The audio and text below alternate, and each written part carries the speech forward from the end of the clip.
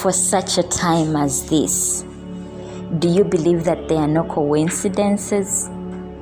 Do you believe that God directs our steps, that He orchestrates events in our favor? I do. If you don't, I hope after today you change your mind. In the book of Esther, we meet a young lady called Esther.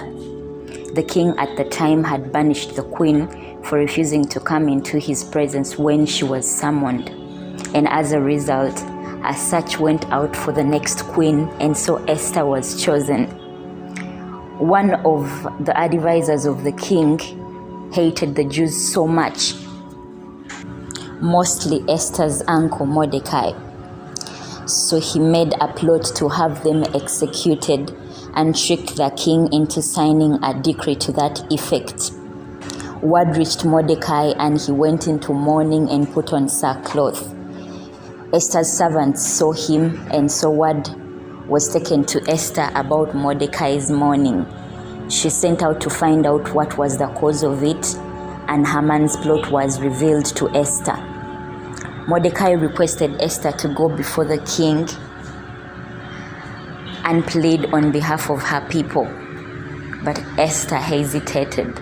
She knew that no one could come before the king unless they were summoned, and if anyone did, they would risk losing their head. But this was Mordecai's response to Esther. Do not think in your heart that you will escape in the king's palace any more than all the other Jews. For if you remain completely silent at this time, relief and deliverance will arise for the Jews from another place, but you and your father's house will perish. Yet who knows whether you have come to the kingdom for such a time as this? When Esther heard this, she told Mordecai and all the other Jews to join her in fasting for 3 days.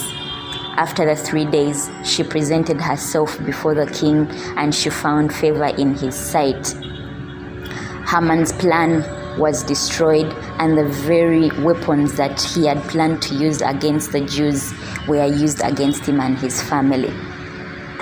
When God was planning out the world, He deemed that you and I, with our unique talents and abilities, with our strength and our weaknesses, should be alive at this very time.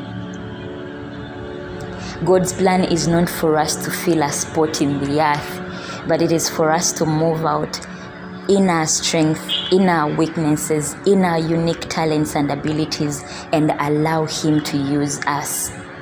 When Esther decided to go before the king, even at the risk of losing her head, God gave her the favor that she desired. Our decision might not be one of life or death like it was for Esther, but when we decide to move out in spite of our fears, God takes care of everything else. You and I were made for such a time as this.